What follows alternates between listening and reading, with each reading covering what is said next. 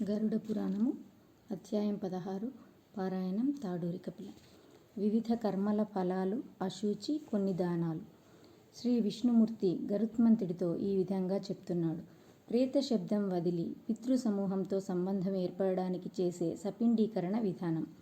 పితామహుడు, ప్రపితామహుడు, ప్రప్రపితామహుడు వీరు వసు, రుద్ర, ఆదిత్యగణ స్వరూపులు. అట్టివారిలో పిండం కలిస్తేనే ఫలితం.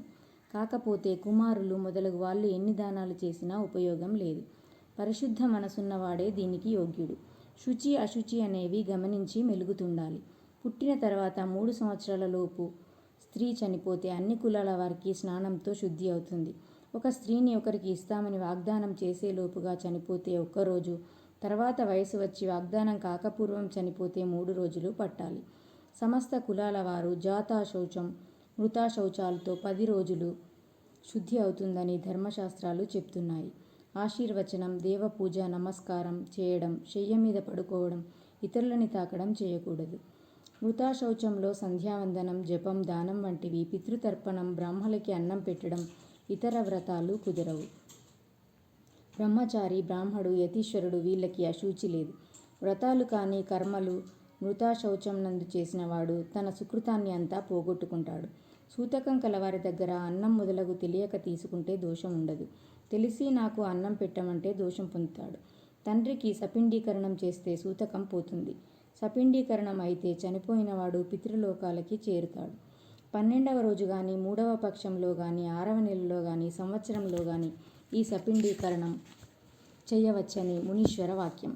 కర్మలని విడిచిపెడితే దోషం పొందుతాడు. గంగాది మొదలగు తీర్థాలలో, అన్ని యజ్ఞాలలో ఏ ఫలం ఉందో అటువంటి మహత్తరమైన ఫలితం 12వ రోజు సపిండీకరణంలో ఉంది. మంచి గంధం, తులసి దళాలు, ధూపం, దీపం, నైవేద్యం, వస్త్రం, దక్షిణ మొదలగు వానితో పూజ చేయాలి. బంగారం కణికతో ప్రేతపిండాన్ని 3 భాగాలు చేసి 3 పిండాలని వేరే వేరే కలపాలి. భార్యాభర్తలిద్దరూ ఒకే కాలంలో చనిపోతే ఒక చితిపై వారు అంటించబడితే మామ మొదలగు వారు మధ్యన తృణం ఉంచి ఆ స్త్రీకి చెందిన సపిండీకరణం చేయాలి. శయ్యదానం, పిండ ప్రదానం పెనిమిటి తిథి నాడే చేయాలి. గరుత్మంతుడా, తర్వాత 16 కబళాల అన్నం అతిథికి పెట్టి తినమనాలి. 1 కబళం అన్నం భిక్ష అంటారు. 16 కబళాల అన్నాన్ని హంతకారం అంటారు. కొన్ని దానాలు చేయాలి. తర్వాత స్వస్తివాచకాలు చెప్పించుకోవాలి.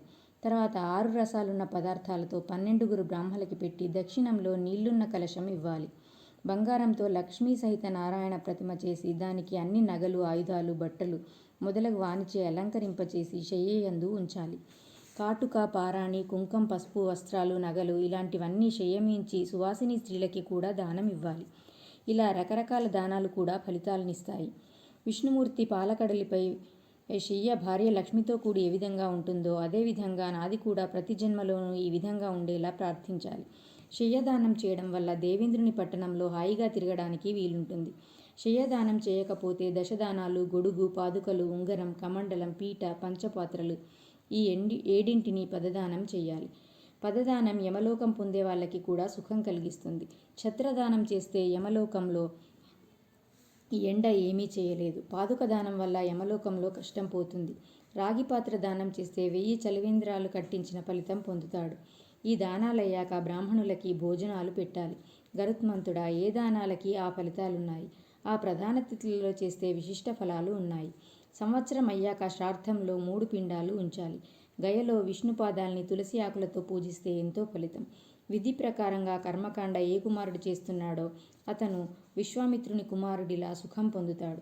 భరద్వాజుని కొడుకులు 7 అనేక పుట్టుకలు పొంది గోహత్యలు చేసి కేవలం తండ్రి యొక్క అనుగ్రహం వల్ల ముక్తి పొందాడు. ఈ పై కారణాల వల్ల మనిషి ఎలాగైనా తల్లిదండ్రుల యందు భక్తి కలవాడు ఉండాలి. నే పై చెప్పిన శ్రాద్ధాలు, దానాలు చేసినవాడు, గరుడ పురాణం వినేవాడు అనేక ఫలాలని శ్రీ మహావిష్ణువుచే చెప్పబడిన పరలోక సంబంధ క్రియలను, దానాలను విని గరుత్మంతుడు అనేక ఆనందాన్ని పొందాడని సూత మహర్షుడు శౌనకాది మహర్షులకి చెప్పాడు. ఇంతటితో 16వ అధ్యాయం పారాయణం సమాప్తం.